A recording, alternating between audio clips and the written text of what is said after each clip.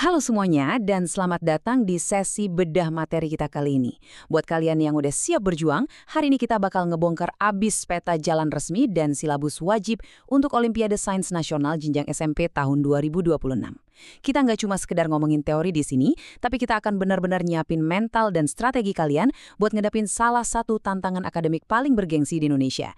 Jadi, siapkan fokus kalian ya, karena pembahasan ini dirancang khusus jadi cetak biru kesuksesan kalian.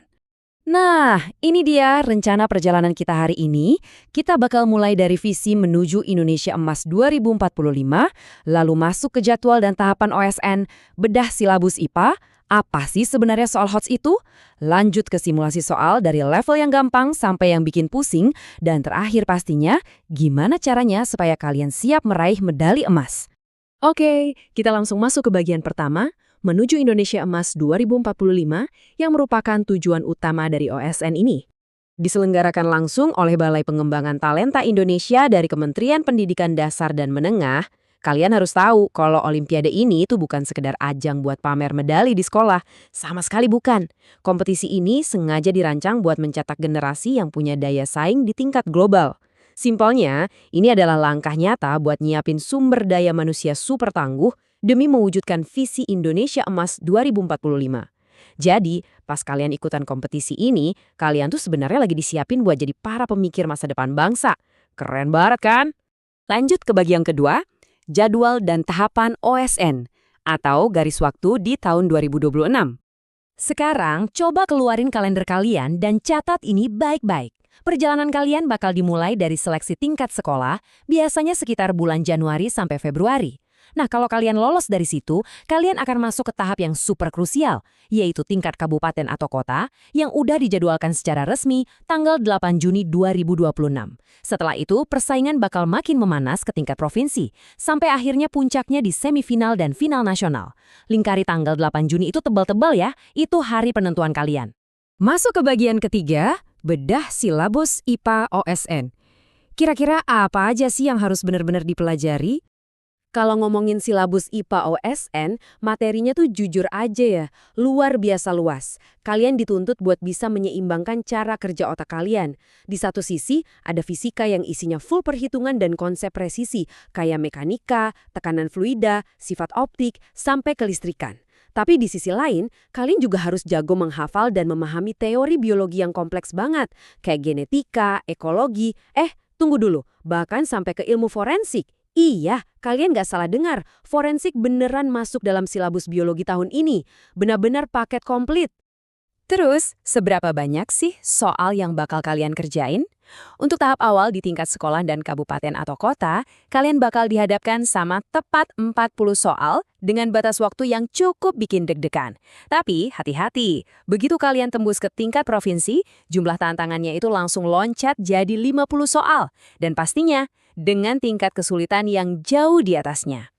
Nah, ngomong-ngomong soal tingkat kesulitan, kita masuk ke bagian keempat. Apa sih sebenarnya soal HOTS itu? Keterampilan berpikir tingkat tinggi. Kenapa sih 40-50 soal tadi tuh susah banget dipecahin bahkan oleh anak paling pintar di kelas sekalipun?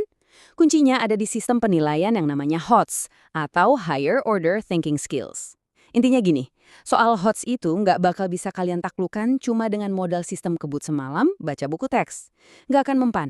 Soal-soal ini bakal maksa kalian buat menganalisis kejadian di dunia nyata, nemuin pola yang tersembunyi, terus ngegabungin berbagai konsep sains secara bersamaan. Jadi ini beneran soal gimana cara kalian berpikir kritis, bukan cuma tentang seberapa banyak yang kalian ingat. Oke, bagian kelima. Simulasi level, mudah, sedang, sulit. Biar kalian ada bayangan, yuk kita coba bedah beberapa pertanyaannya secara langsung. Kita mulai pemanasan dulu dari soal biologi level mudah. Coba kalian bayangin berbagai macam kingdom atau kerajaan makhluk hidup di luar sana. Nah, mana sih di antara mereka yang jelas-jelas punya sel, tapi secara mutlak nggak punya dinding sel sama sekali? Ayo, ada yang tahu? Jawabannya adalah protozoa. Kenapa bisa gitu? Karena kalau kita ngomongin jamur atau fungi, tumbuhan, sampai monera kayak bakteri, mereka semua tuh punya dinding sel pelindung. Tapi protozoa, yang merupakan anggota geng spesifik dari kingdom Protista, itu nggak punya dinding sel. Ini tipikal soal yang ngetes pemahaman kalian soal pengecualian dalam klasifikasi makhluk hidup. Kelihatannya gampang, tapi sering bikin kejebak. Pemanasan selesai, sekarang kita naik level ke fisika tingkat sedang tentang tekanan fluida. Bayangin ada sebuah pipa berbentuk huruf U. Di dalamnya kita tuang air. Terus di satu sisi kita tuang minyak yang massa jenisnya 0,9 gram per sentimeter kubik.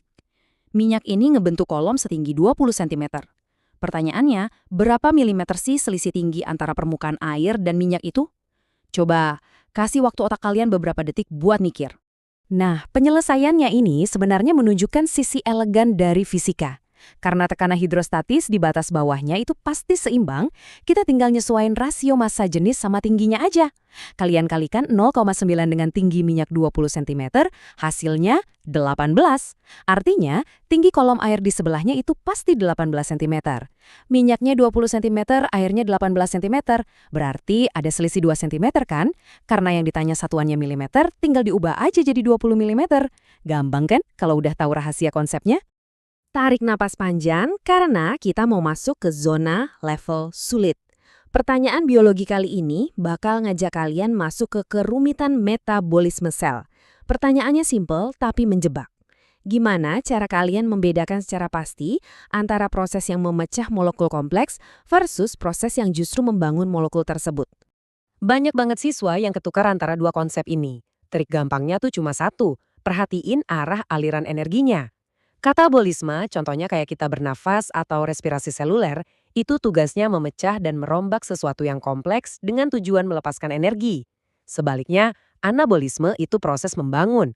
Dia justru menyerap atau butuh energi buat merangkai molekul-molekul sederhana jadi struktur yang lebih kompleks, kayak fotosintesis pada tumbuhan. Pahami aliran energinya dan kalian nggak akan salah lagi. Oke, simulasi terakhir kita. Kalkulasi fisika level sulit yang dijamin bakal nguras energi. Bayangin ada sebuah mesin yang narik balok seberat 100 kg sejauh 1 meter. Kecepatannya konstan di 0,2 meter per detik. Tapi masalahnya, ada gaya gesek dari lantai sebesar 30 Newton yang ngelawan tarikan mesin itu. Pertanyaannya, berapa total energi atau joule usaha murni yang benar-benar dikeluarkan oleh mesin tersebut? Buat mecahin kasus ini, kalian wajib barat pakai teorema usaha energi. Logikanya gini, total usaha dari tarikan mesin kalau dikurangi dengan usaha akibat gaya gesek yang nahan, itu harus sama persis dengan energi kinetiknya. Kita cari energi kinetiknya dulu ya, setengah dikali 100 dikali 0,2 kuadrat, ketemu deh 2 joule. Terus usaha akibat gaya geseknya adalah 30 Newton dikali jaraknya 1 meter, berarti 30 joule. Nah, karena usaha total itu usaha mesin dikurangi 30 sama dengan 2, maka usaha mesinnya tinggal ditambahin aja. 30 ditambah 2 sama dengan 32 joule. Ini loh esensi sejati dari soal HOTS. Nggak ada rumus instan yang bisa langsung ngasih jawaban ke kalian tanpa ngebangun logikanya dulu. Akhirnya kita sampai di bagian ke-6, siap meraih medali emas?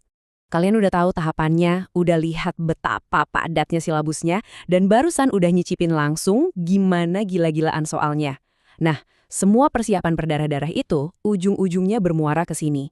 Ini adalah papan skor resmi di mana siswa-siswa jenius ini berhasil mencetak nama mereka dengan medali emas.